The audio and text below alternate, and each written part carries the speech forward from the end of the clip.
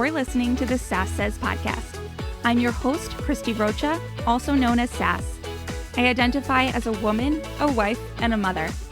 That should tell you a lot already. And over the last few years, I've learned the value of talk therapy. I have seen how my inner work not only enhances my own well-being, but also my marriage, my parenting, my relationships. And in fact, you wouldn't be hearing this right now if it weren't for the work I've done. My mission is to debunk the misconceptions and stigmas around what therapy is and who it's for. Let's normalize working on our mental health and seeking help when needed. We've all heard of self-care, self-help, and self-love, but do you often wonder how to actually make it all happen? I do. You'll hear strategy-based conversations with professionals, as well as inspiring and validating stories from women who are just like you and me. Think of this podcast as the weekly therapy sessions you didn't know you needed, with a dash of sass, a lot of vulnerability, and me, relentlessly asking, but how? Hello, welcome to the show. I'm going to start by asking you a question. What does money mean to you? Is it emotional? Do you label it as good or bad?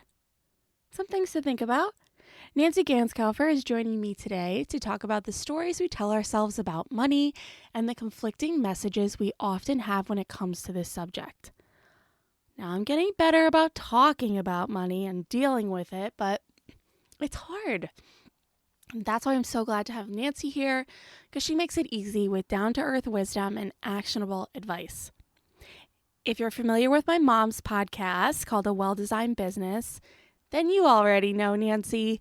She's been on this show several times, and all of those episodes are linked in the show notes.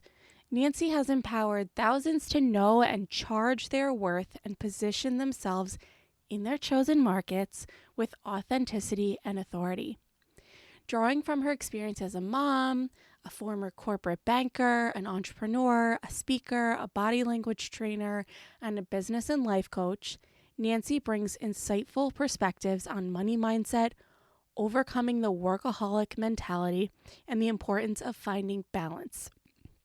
Now, you may have heard, especially if you've been listening to my latest episodes, that I'll be co-hosting and moderating the Luann Live event in Orlando, Florida, coming up sooner than we think, November 5th through 8th with my mom, Luann, and Nancy's going to be there too.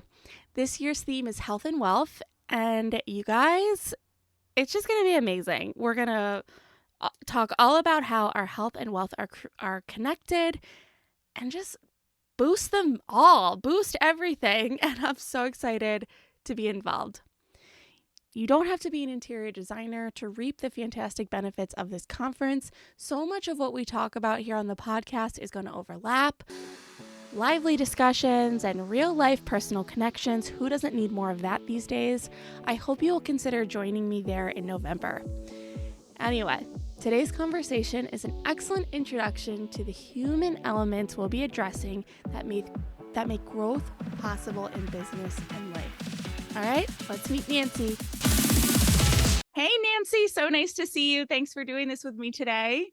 Hi, Christy. I'm actually really excited about your podcast. Yeah, we've got a lot of overlap that I think will be so beneficial because at least my realm of the world, we don't really like to talk about People don't want to money talk. and all the things. We just don't want to talk about it. So, You know why? Because it's hard. It brings up emotion, and that people try to avoid emotion either by dumbing themselves with sitting in front of a TV or alcohol or drugs, God forbid, or some people even have the healthy avoidance, like going to the gym and going for hikes and walks, which would be the healthier way to do it. But to talk about difficult subjects, most people don't want to share. It's hard for them not to feel like they're going to be judged. So they tend not to talk about it as much. Yeah, and I think it's really easy, particularly with money, to justify the separation, right? Like we don't off the bat think of money as being an emotional thing. Like I'm like a very color oriented person when I visualize things. So like money is you would think it's green, but it's actually like more blue for me because it's cold. Um, Really? and so, like, I don't often associate blue with, like, getting emotional, right? Like, which is funny because that's, like, both of our colors, just different shades, right? But it's like, I don't know, that just it seems money has, like, the cold feeling to it to me, and then you put emotion, and it just feels like you want it to be warm and fuzzy, and it's not always. No, it's not always. And I think my approach when I coach people is I want to turn a conversation about money into the same as talking about what you had for breakfast. Like Mm, no emotion involved, just matter of fact. Money is energy. I make mm, money coaching people that brings energy into my world, my bank account, and then I spend energy paying people to do what they do best that enhance my life. So if you think of money as energy just passing from one person to another, sometimes that can help. It's a little foo-foo, which you know I'm not very foo-foo, but that one actually made a lot of sense to me. I make money doing what I do best, and then I pay someone to paint my house because it's something I don't want to do, I don't have time to do, or I'm not good at. So if you look at money as a means to enhancing your life and the lives of the people you support, then what's wrong with making money? right. Yeah, I know, we have so many limiting Hang-ups. beliefs around this. What do you like, is that really how you would define, like, money mindset? Like, what is money mindset to you? Money mindset is the hang-ups you have from when you were a kid, of things that your parents taught you, or things that you read, or people you hung around with, or messages you absorbed from your community.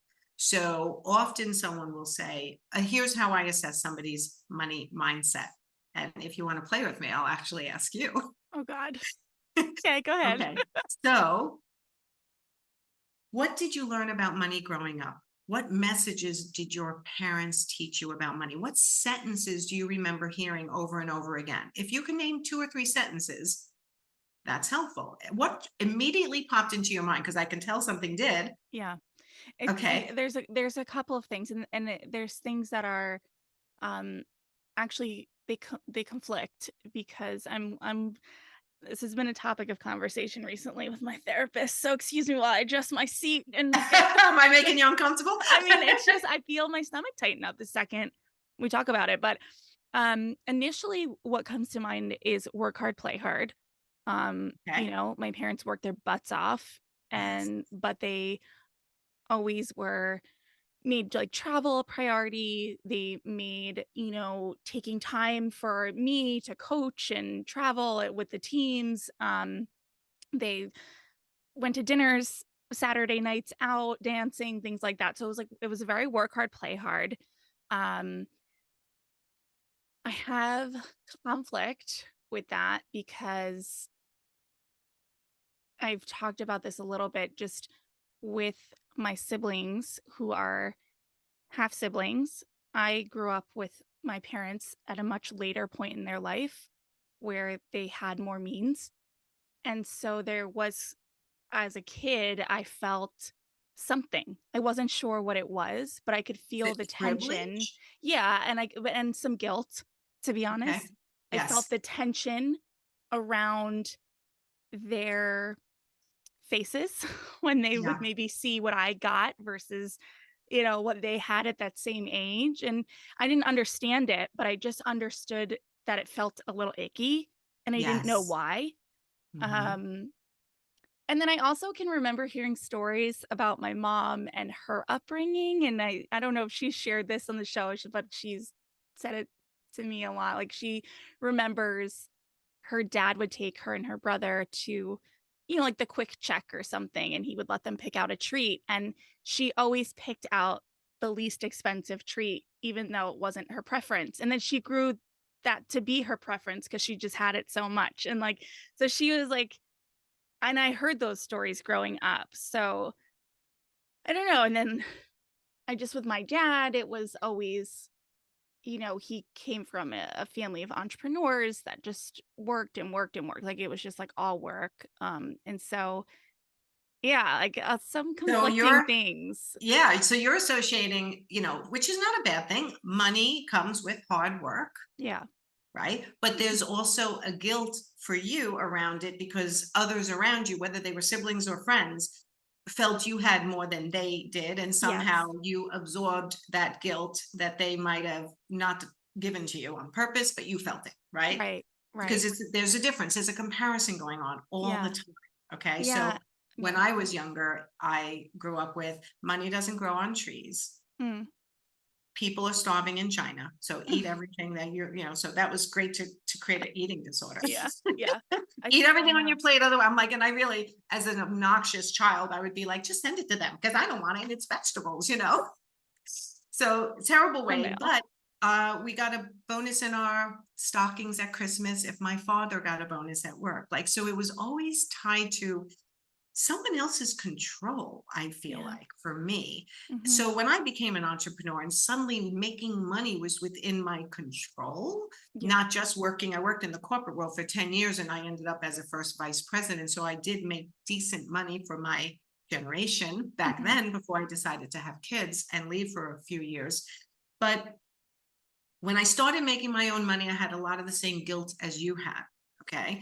And that's when I started learning and doing research on this money story. So, what did I learn growing up? Money is very valuable. It doesn't grow on trees. Don't spend it. Hmm. Right. That's how I interpret it. The second question, which I'll ask you, what do you think of very wealthy people? Your initial adjectives. What do you think of really wealthy people?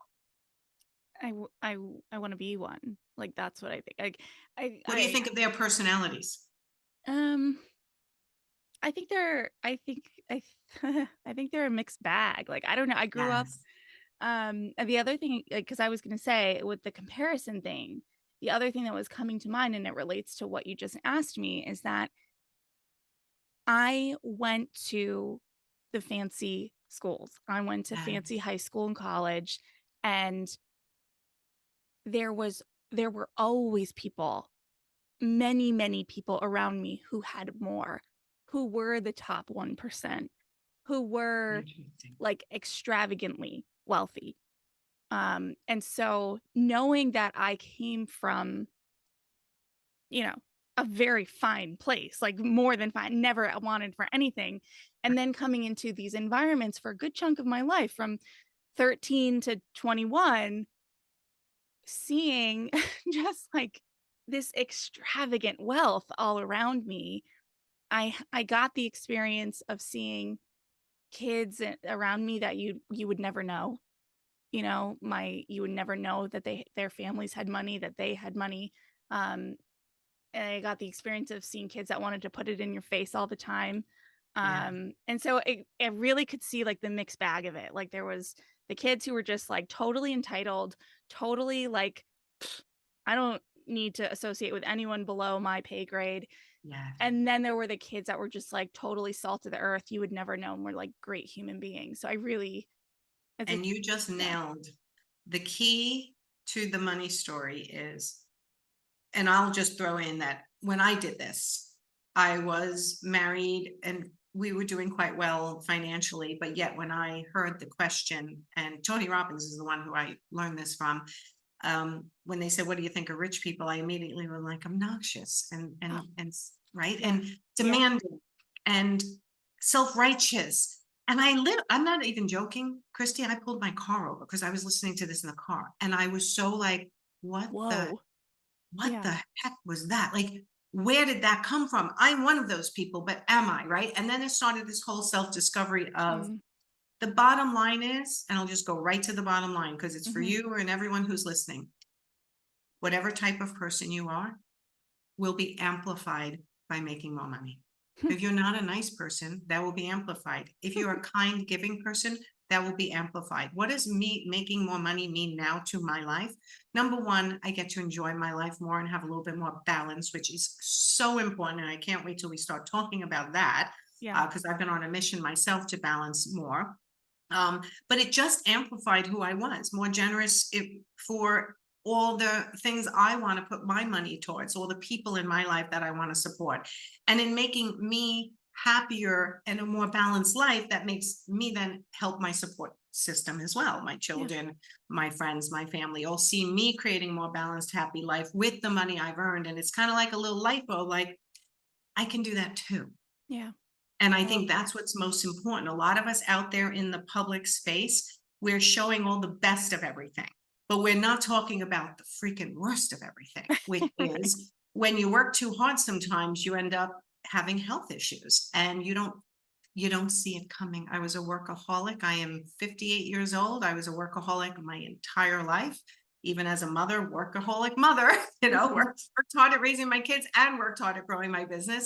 Mhm. And suddenly I started having health problems because I let too many years add up, stacked too many years of being a workaholic and didn't pay attention to the details of living a happy, healthy, well-balanced life while adjusting what I thought I wanted to make. Yeah. Because you're not going to die with that money. And I Right. only have so much time in my life to enjoy that money. Mhm. So, what is my goal in what I want to earn, and what is my goal in how many hours I want to work, and what is my goal to take care of myself and my family and my friends. Putting that all together is a balanced life. And the life I think all of us should be trying to achieve, but it does ebb and flow. It's not a straight line. It's going to go Yeah. up, down, and all around while you're making adjustments. Yeah. Which I hate, but it's true. I know we hate it, but I hate this is it. the day Uh, you wake up with nothing to do is the day you're no longer here, right? So look at your to-do list. Like, thank God I have a to-do list. yeah. I know it's so true.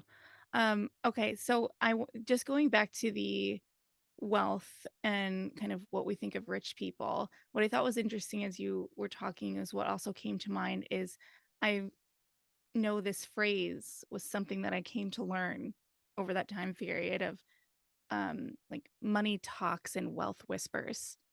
And it was like this um I originally heard it I think on like a podcast or maybe I don't remember, but it was like this I think it was a server who talked about some of his regulars that would come in and the difference between the people who had like call it new money and I was just just like going to a say, lot is of that it, new right? money, old money? Yeah. Yeah, like new, but like new money that they were just like very demanding, very, I want it now, very in your face, like, oh, this drink is made wrong, send it back, like super I hate self that. important. And then like the regulars that either were just like self-made and like in it for a long time or that generational wealth and it was like they would come in like no labels in their clothes like very nice very pleasant like oh I'm recalling it now it wasn't a server it was a it was like a contractor and he would like go to people's homes and it Right. was like the difference between yeah, like, just like, oh, this new money sort of that the flashy money in your face versus, like, this real wealth of, like, a human being wealth. Like, Correct. But like you know what? You're doing what everyone else does. I do it too. Is automatically looking at someone in the way they present and go, oh, that must be old money, possibly, or that must be new money, right? When you heard it, it was someone who had observed it. yeah, So yes, that happens. But guess yeah, what? It also happens in reverse, yeah, you're right. right? It's I know, about yeah, their personality and how much they respect other human beings for what they do for a living, yeah, right? So yeah, to me, it's not. I remember moving next door to a doctor. His wife ended up being my best friend, and at the time I moved next to them, I was much younger, and I just, wow, I'm going to be moving next to a doctor. Like he's, he's untouchable. Kind of yeah, like is he going to be nice? He was the yeah, most normal guy ever, and it actually changed the way I looked at doctors for the rest of my life. These doctors interesting. are just people. Right, Doctors, that's their profession. Like we do what right, we do. So it humanized it. And I think that we all have to not worry about, we all have to readjust the way we look at other people and mhm, give them the human factor and basically just assess their behavior and whether yeah, we want to be around them or yeah. And the idea of it of money just like you said, amplifying who you already are, I think is so awesome. Like I love that. That's a really amazing way to think about it, especially if there is some fear about what might like happen to me, happen to you if like I make money, like I don't want to be not. one of those Correct. people.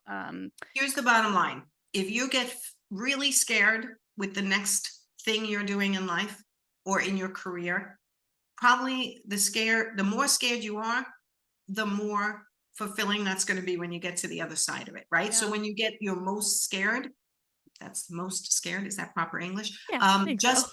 Thank you. Just push right through it, ignore. I say, thank you, fear, for letting me know that I should be checking the details of Mm, this decision, but I'm walking right through you and I'm ignoring you. yeah. Because when I get to the other side is when I know I'm going to get that fulfillment that I'm looking for this one decision, Hmm. right? It Hmm. doesn't incorporate everything you've done up till now and everything you're going to do in the future. Like everybody tries to throw in all their emotions into every decision. When it Right. comes to money, I charge for what I think I can do for people, Mm. right? And I Hmm. charge appropriately. Otherwise, why would I work? My work is to support my life. I've chosen how I want to live my life. I work on helping other people get to the same place. What's enough for you to make? And then what do you want to do with it? And when are you going to be happy? Like Yeah. where is your happy point? Is it making 100,000, 150, 200? Are you a million, 2 million? Where's your happy? Get your first tier and then start working on your money story and realizing the emotions around money are messing you up. It's making you think about, what is that person willing to pay me for this? What can they actually afford? Right. They've said, well, I'm really tight for this year because of blah, blah, blah. You're not responsible for their wallet, their bank account, or how they spend their money. All you're responsible for is presenting what did they ask you to do, how much is it going to cost, and their responsibility is to say yes or no, I want that. Yeah.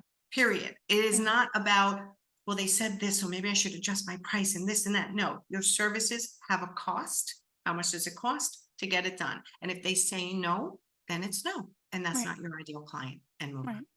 Yeah. Yeah. Yeah. Okay. So going back now to this idea of being like a workaholic and money, making money being within your control.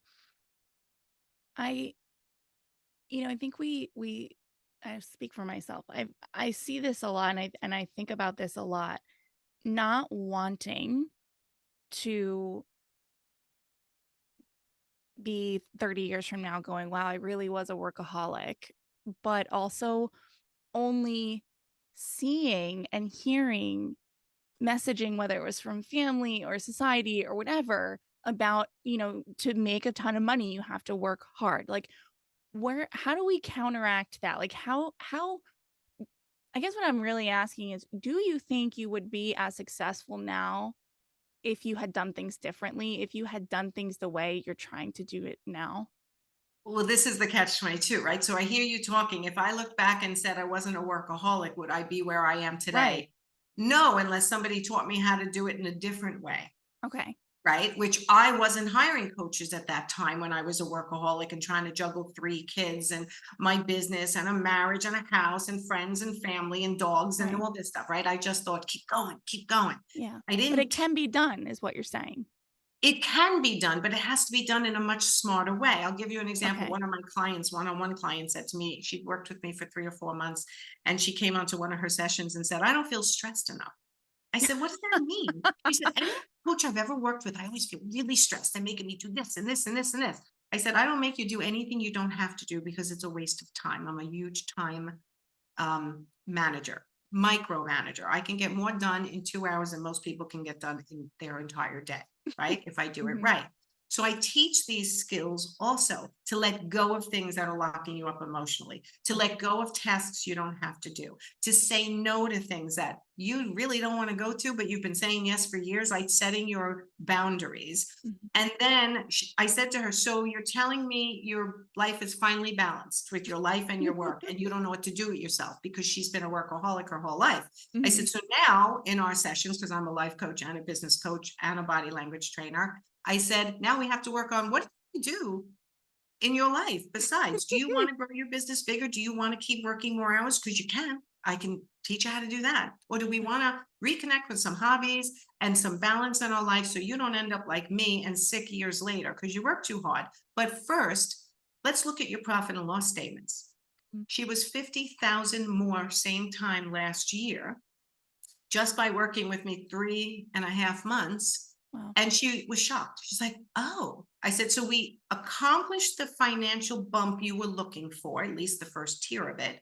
And we accomplished how you are not pulling your hair out all day long trying to keep up. Right. So making more money, not pulling your hair out, and actually having time to explore boredom Yeah. That's a good problem to have if Yeah. you want to live a longer, more productive life without the stress. Now, I will caveat this, Christy. Some people have the gumption and the fortitude physically to do this their entire lives and live a full, long life. Hmm. Most people do not. Right. Okay. Some people, they're literally, and I was that person, Energizer Bunny. I need 5 hours of sleep and then I go, go, go. And then suddenly my body went, you got to a certain age, you can't do that anymore. And I was like, Hmm. really? Where I think if I would have balanced it earlier, I would have had a longer working period of the amount of hours I want to work rather than being forced to work less hours because of medical issues. So that is when I talk about putting this in your control as opposed to letting life happen to you. Yeah. And that's what people do mostly. Yeah. Everyone else's priorities become yours.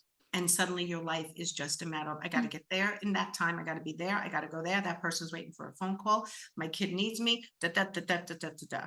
What if you actually had enough space in your life that it didn't feel like that? Yeah.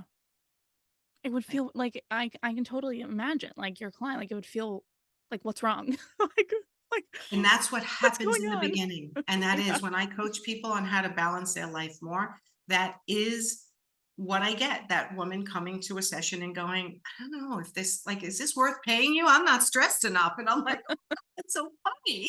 Yeah.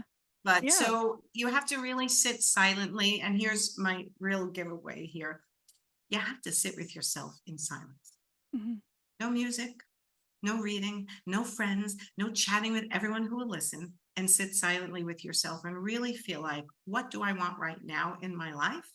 What would make me happy? And then balance it against the long term as well and figure out what's most important and where should most of your time be going. If your top 5 priorities right now in your life is not where most of your time is going, then you need to make an adjustment. You're out of whack. Yeah.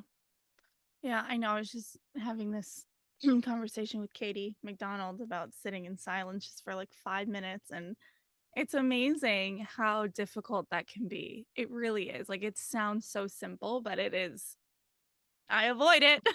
I tell you. Listen, my hardest thing, and literally my fiance taught me this. I'm recently engaged, and not walking, even when I'm by myself, with listening to I know. music or a podcast or a book on tape or talking to my friends. It's like, Yeah. take a walk for more than 5 minutes without my phone.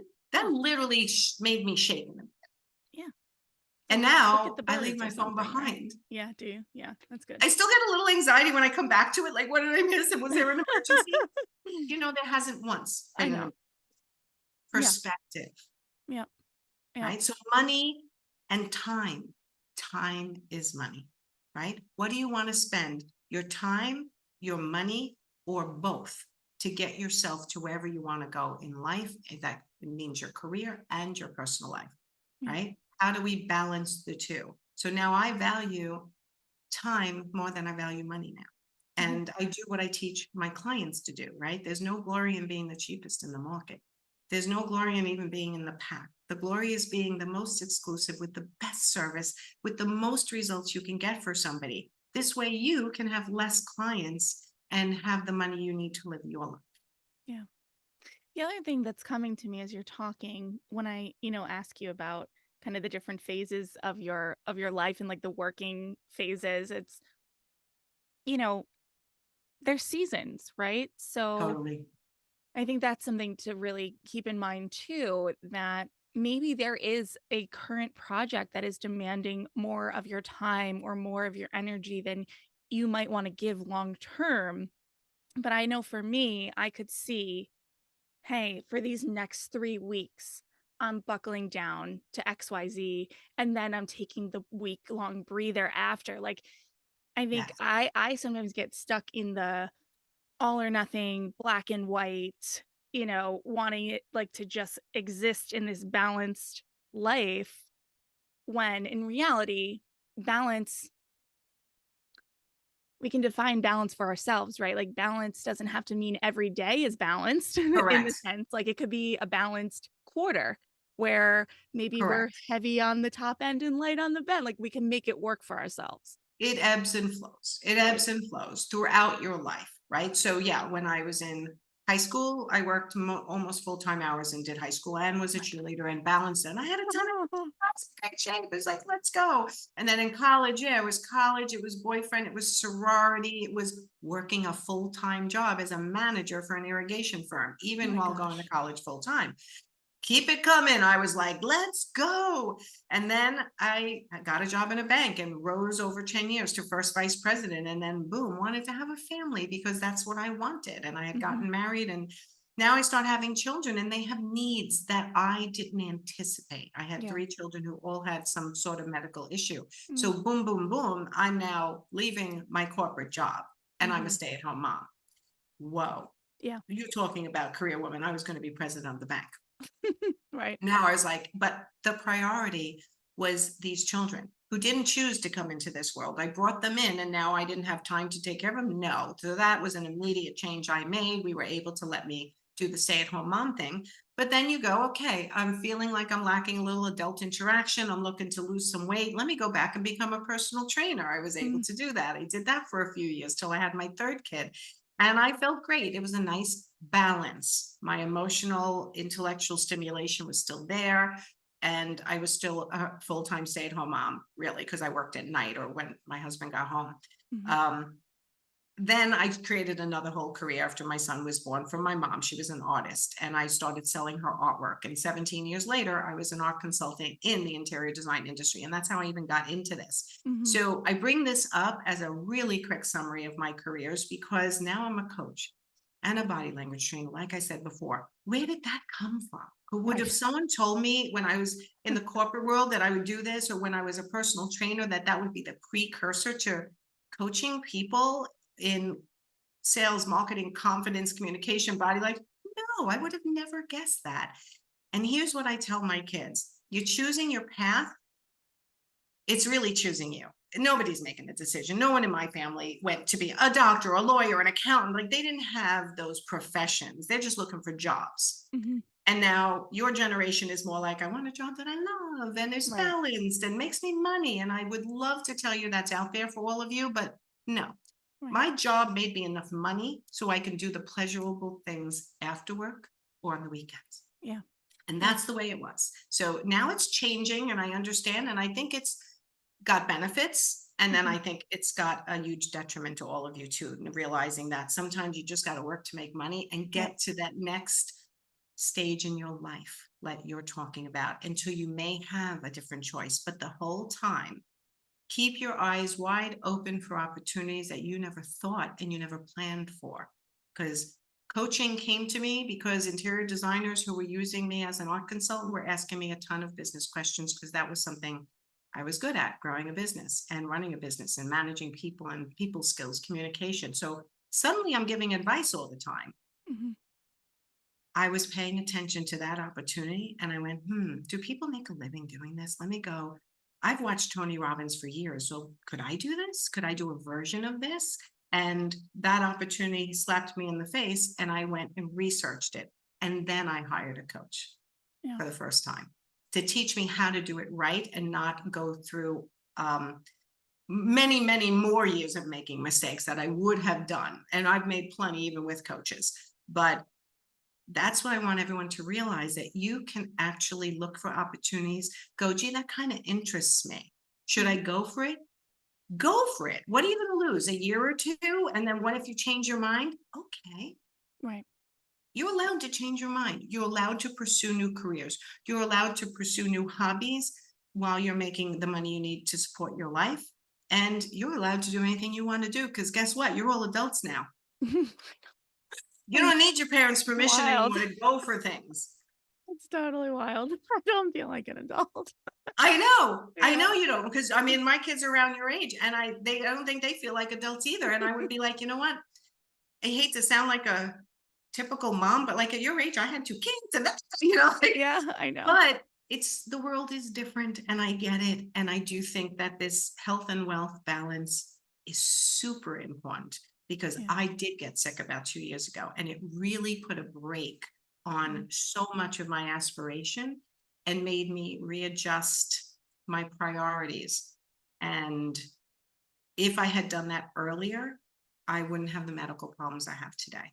Mm, So yeah. I think that is a big message. And I love the fact that this um, conference that you guys are doing together with your mom is going to incorporate both, because it's my mission too now, to make sure Yeah. nobody ends up in the position that I was Yeah. And hearing you talk about, you know, your experience in the art world and the overlap and how you came to be a coach, of course it is those times where you suggested, Katie, like we sit in the silence to be able to, if you can't hear the messages, like if you're not taking enough time to cultivate your self-awareness and your ability to slow down. Like those yeah. messages are going to be punching you in the face and you're going to be like, what is this punch? Like you have to Well, yeah, like, and the messages are this: someone's going to actually pay you to do that. I think you're charging too much money. Why hmm would you do that? Why would you work so hard? Why not just do what you're doing? hmm And I've told this story before, but and this was told to me, I wish I could remember who. I did an interview series when I first started coaching, and one of the coaches said to me, imagine yourself in a box, a life-size box, giant, and you're in it. And so is all your support system, your mother, your father, your family, your friends, everyone who's always cheered you on and tried to get your life to be exactly what you wanted it to be. And you're all interacting, and this is your neighborhood, basically. And all of a sudden, a drain opens up in the center and water's flooding in, and you are going down the drain. You're slipping. And your friends, what do? And your family, they grab your hands and they pull you up and they save you from your demise. hmm Okay. Because they don't want to see you get hurt. The next day, you're looking outside the box, outside your neighborhood, outside of the norm of what everyone you currently hang around with does. And you're going, there is something out there that I want. There's more out there. There's something that I've been always wanting to do, but it's out there. So you start climbing outside of the box. Those same people who saved you from death and drowning in the drain are now holding your ankles and your mm, feet, going, wait, where are you going? right. Stay here. You're fine. You don't need to do that thing. hmm So why are they holding your feet in your, it's not because they don't love you, they love you. But they want you to stay where they want you to stay, because they know who you are hmm in that box. Outside that box, they may not recognize you anymore. Yeah. You may actually feel self-conscious about making more money and doing a new thing that no one else understands. Yeah. My daughter's going through it. She's a travel agent to make money, but she's a solo female traveler on TikTok.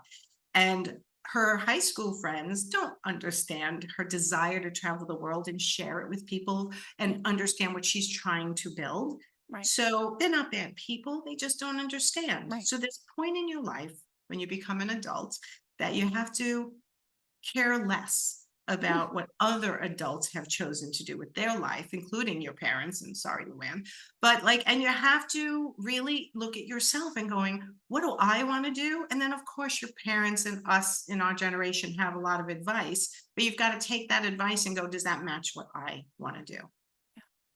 yeah. So, I'm so glad you brought up your daughter because it's so true. I hear it all the time. Any a lot I won't say any time, but a lot of times, especially in the digital content world, it is usually the people closest to you, the people that have known you the longest, that are the hardest to like turn the corner. Like it's convinced that you are yeah, not to making a mistake. convince that this is worthwhile, that this isn't cringy, that it fulfills you. Like it's exactly that. And I think there's a lot of it is misunderstanding, and I've come to learn that there's some of it that is just it takes a certain level of vulnerability to put yourself out there in some sort It of does. way, and I It, think that is triggering for a lot of people to see someone be that vulnerable to put their true selves online for the world to see. Christy, it's brutal sometimes. Yeah. And you have to have um, nerves of steel sometimes. I mean, I've gotten criticized online, and as confident as I am, it's like, ouch, like, Yeah. why? What to do that? Go on your own life, leave me alone.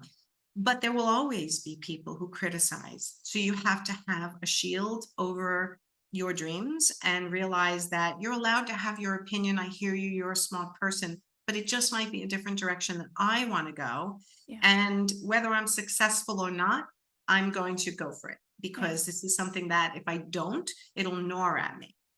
Right. So but you do need a combination, and then my mothering kicks in, right? But you still need to go, is it going to make you enough money to live your life, and is it a career path that you think you want to go down? And you have to analyze these things. You can't just be like, I want to do it, so I'm going to do it. So I think it's different when you're a mom or dad and you're in advice mode or even a coach than just having your friends support you with what you do. But the bottom line is, if no one understands your aspirations or how you're going to get there, you don't need to explain it to everyone. You just have to say, be happy for me or get out of my way. Right. Because there are, thankfully now, with the internet, there's someone out there that gets it, right? Like there's Absolutely. someone out there. There's a coach that is like, there's coaches for every specific industry now. Everything. Like there's coaches, there's audience for it. TikTok, you can reach 1,000,001 people in an hour if you're strike it gold, you know? So it's like If you there strike are it gold, people right. out there, right? Yeah. Right. All right. Right. So I want to just in the last few minutes here, I know it's a loaded topic, but I want to make sure we touch on it. The body language. Just in talking about kind of putting ourselves out there and being in front of people, whether on camera or off or just in front of clients, like give me some basics of body language and its impact on our profitability, our brand, our just who we are. I don't even know where to start. Where do we start? Okay. So your body language will encode on other people, whether you are a leader or a follower, Hmm. whether you are in charge of your own self or whether you let other people be in charge of you, right? Your body language is the first thing that is read by every human, every dog, every animal. They're reading your body language, right? Mhm. So mastering your own body language and having it reflect how you want to be reflected to Mm. the world is very important. And it also trains you on how to decode other people's body language so you can really understand what they're thinking about what you're saying, not just what they're saying about what you're saying, but what they're actually thinking. So I do all my coaching on Zoom, which most coaches do. It helps me tremendously to be able to see when I give a idea or a directive or an answer, whether they are receptive or whether they're like, yeah, I'm not going to do that. And I'll call them on it. I'm like, you're not loving that idea, are you? No, no, it's fine. I'm like, no, you're not loving that idea. Right. You have to lie to me, like it's Right. okay. So imagine if you're presenting a contract to a client and you're able to read whether they're pushing it forward or backwards or just putting their hands on it. What does that mean? Mm.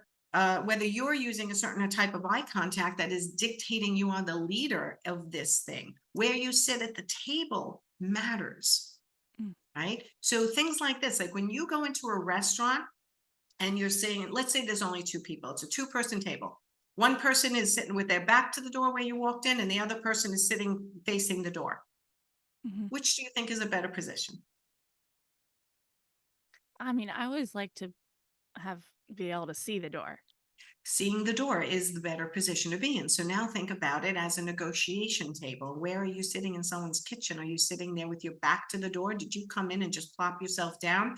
The position of more authority is going to be the position that's facing, and you can also see who's coming, that's facing the entry, Right. right? Don't sit across from a client. That's the adversarial position. That's when you're challenging somebody. Sit Mm. next to them, right? Mhm. Things like if you can shake a hand, do a fist bump during COVID, touch a shoulder, that is called haptics. It's the power of touch that immediately releases oxytocin to that person and makes them like you more. If a server at a restaurant can touch you at some point, again, appropriately, like on the shoulder, ma'am, how was your meal?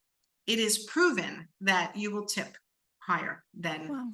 without being touched, right? Using the same language as your client. So if someone says, "I want water," and you're a server and you say, "Let me go get that agua for you," you'd be like, "That was weird," right? So Right. like If someone says, I always say use the word investment, not budget. But if your client is using the word budget, use the word budget, but then say, you know what, I don't like the word budget. I use the word investment. Like, but use their words. Like all of these, where you put your hands, how you get first impression, like the first impression is all so vital. And it is a huge topic. I have a whole course on body language, but Yeah. it's so important to your success. Like when I walk in a room, I naturally take the leadership role because of the type of eye contact that I've been doing my whole life. It's called the power gaze. It's where you're looking at someone's eyes, but as you're rotating around, your eyes, you don't beady eyed into someone else's eyes. Right. You're just sort of looking at them. And when you're gently looking at them, your eyes wander. If your eyes are wandering below, like a triangle, your eyes are the top, is a one line from one eye to the next, and then a triangle down to your nose. That's a social gaze. That's when you want to be friends. That's what most people do when they're trying to sell. That's a mistake. When you're trying to sell to someone, eyes are aligned and the triangle gets inverted up to your forehead. I never want your eyes to wander below eye level. Interesting. If you're trying to be the leader in a business interaction, right? So I do this live. I did this in Vegas live, and every designer does a social gaze. They want to be everyone's friend. Right. And every industry partner, which is people like me who support the designers. So coaches, big companies, flooring companies, things like that, their representative automatically did the power gaze, and they have to learn to do a social gaze in order to have better success in social interactions like I had to do. I'm a natural power gazer. I had to teach myself how to social gaze, but most people I have to teach how to power gaze so that they are considered more seriously in an interaction. And by the way, this works incredibly well for women when they're working with men. Yeah, I can only imagine. Yeah. Yeah. Even just the inner confidence that I would give to know that you have that information, right? Like to just I feel like that would be very empowering to It have is. sort of And that I'll tell you, edge. it puts science behind what I teach. Like I'm a great saleswoman like your mother. I can sell, she can sell, but there's actually a reason why. Right. What is it that we do? So if I went and became a body language trainer because I wanted to put science behind what I already knew was helping me, but I couldn't figure out why. And then I learned so much more and became even better at presenting myself in social situations and business situations, dealing with all different types of personalities. It helped me tremendously understanding body language because it is the first line of communication. Yeah, very cool. I love it. Okay. All right, Nancy, is there anything lingering on your heart, mind, or soul that you want to make sure to leave people with today before we wrap up? Anything that you wish I would have asked you about? Anything that you want No, I to think we leave us with? covered a lot of really important subjects that we could probably dive into for hours and hours and Oh, I have hours, as like 3 more always. pages that I could I question know, you on. I know, I know. So I'm happy to come on again. But no, I think we covered everything. I think my biggest thing is let's try to make the world a little bit of a better place. And I don't mean that as like look people in the eye more. COVID hit us and nobody looked each other in the eye because we were all embarrassed to wear masks. Look Yeah. people in the eye more, smile more, and keep your hands visible because hands are a trust indicator, your hands in your face. And, waving at people makes somebody's day today, Yeah. and it will make your day better too. It really will. I love that. Thank you. I need that reminder constantly. I am the total like and not like I just would yeah, I think with COVID it just got easier and more comfortable to be in my own shell. And so to come back out feels heavy, but when you think of it as just a wave or a smile or a nod, it's like, I can do that. I And can it's do that. healthier for you and Yeah. the rest of the people who are coming into contact with you, right? Even in the supermarket, I look Yeah. people in the eye in the fruit aisle and they look at me like, oh, hi. And they just, because I'm like, hey, like try to look. And you know what? It'll help your business too. Yeah. Yeah. No, I love it. All right. Nancy, thank you so much. It was so fun chatting with you and seeing you again. So thank you again for your time. Thanks, Chrissy. And hopefully I'll see you soon.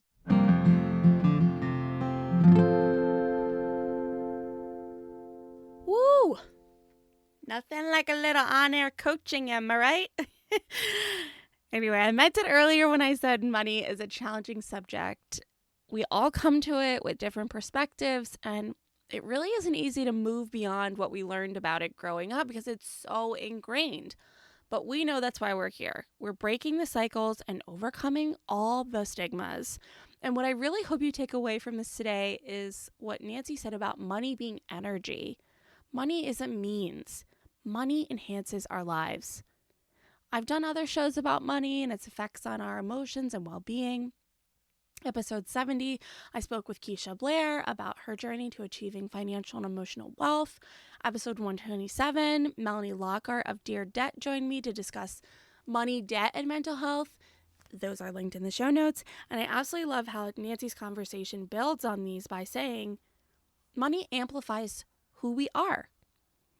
It can be easy to stereotype and negatively assume money with ways of being. Money will only make us rude and demanding and all those other negative things if we let it. If we are already kind and intelligent and giving, money helps us to amplify those traits, and there's absolutely nothing wrong with that. I grew up with the work hard, play hard mentality, but Nancy cautions us about this too.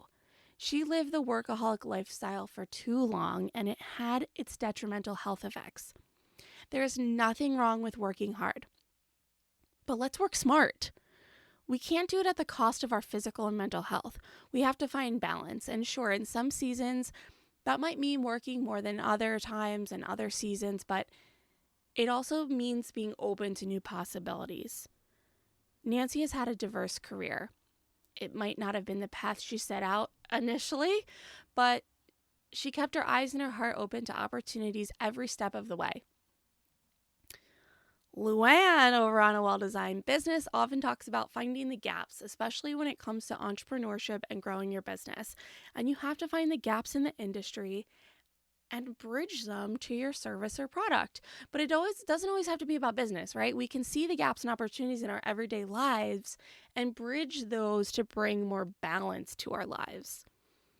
Nancy said something that struck me during our chat. She said if she had found balance earlier in her career, she would have had a longer working period of the hours she wanted to work rather than being forced to work less because of her health issues.